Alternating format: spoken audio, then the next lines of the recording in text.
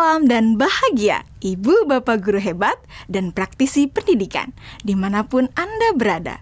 Kali ini, Ibu Bapak akan melihat contoh situasi pembelajaran di sebuah kelas tingkat sekolah dasar yang menerapkan pembelajaran berdiferensiasi. Mari kita saksikan bersama-sama.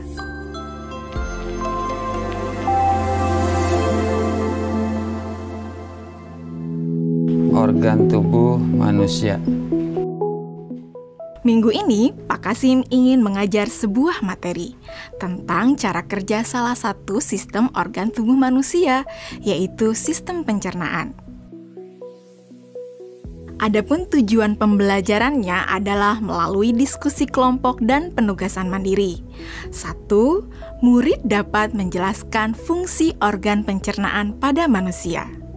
Kedua, murid dapat membuat model dan menunjukkan cara kerja sistem pencernaan manusia.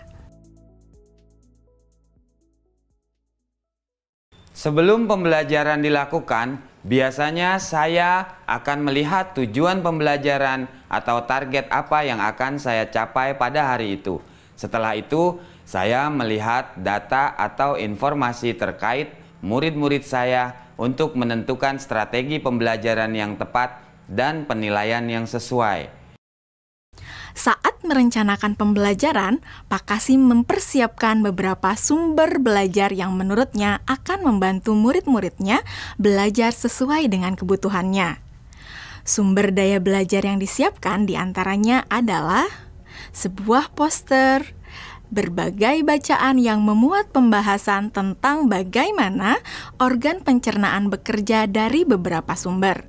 Ada yang berupa beberapa buku bacaan dengan tingkat kesulitan berbeda-beda, artikel sederhana, mengunduh sebuah video singkat yang sesuai dengan apa yang ia ingin anak-anak pahami, membuat kartu-kartu pertanyaan untuk membantu murid mengkonstruksi sendiri pemahaman mereka tentang cara kerja sistem organ pencernaan dengan menjawab pertanyaan. Sumber belajar yang beragam ini tentunya tetap sesuai dengan tujuan pembelajaran yang ingin dicapai, atau dengan kata lain mengimplementasikan diferensiasi konten.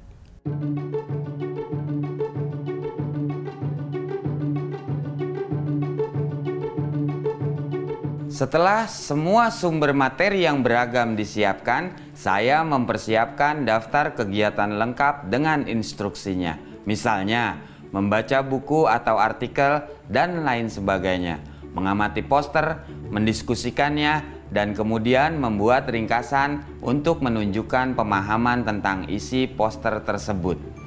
Menjawab kartu-kartu pertanyaan. Aktivitas-aktivitas tersebut walaupun berbeda-beda, namun semuanya bertujuan agar murid memahami cara kerja sistem pencernaan. Assalamualaikum. Bagaimana kabar kalian? Waalaikumsalam. Baik, Pak. Hari ini kita akan mempelajari tentang sistem pencernaan manusia. Saya, Pak. Di awal pembelajaran, Pak Kasim memberikan penjelasan kepada semua murid yang ada di kelasnya tentang tujuan pembelajaran dan konsep kunci yang ia ingin anak-anak kuasai. Lewat proses tanya jawab dan contoh-contoh, Pak Kasim memastikan bahwa murid-muridnya memahami apa yang dimaksud dengan sistem. Pak Kasim meminta murid-murid bekerja dalam kelompok. Untuk penugasan kali ini, Pak Kasim telah mengelompokkan murid berdasarkan tingkat kemampuan murid membaca. Hal ini karena tugas pertama yang harus dilakukan oleh setiap kelompok adalah membaca materi bacaan terlebih dulu. Teks yang dibaca tiap kelompok sesuai dengan kemampuan membaca mereka.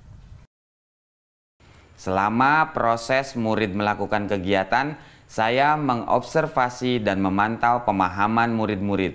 Saya mendatangi tiap kelompok, mengajukan pertanyaan, dan memberi pertanyaan lanjutan kepada murid-murid yang memerlukan bantuan atau perlu diberikan tantangan lebih. Saya juga membuat catatan-catatan penilaian selama proses ini. Setiap jawaban murid, pertanyaan murid, saya perhatikan dan menggunakan informasi ini untuk menyesuaikan tingkat bantuan yang akan saya berikan pada murid atau berdiferensiasi proses. Sistem pencernaan adalah serangkaian jaringan organ yang bekerja untuk mencerna makanan. Organ pencernaan antara lain meliputi mulut, kerongkongan, lambung, usus kecil, usus besar, rektum, anus.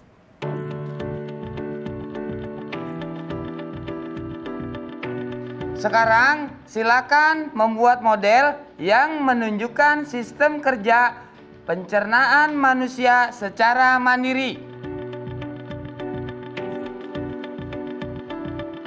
Selama proses murid-murid membuat model sistem pencernaan, Pak Kasim berkeliling melihat pekerjaan murid untuk mengetahui sejauh mana pemahaman murid.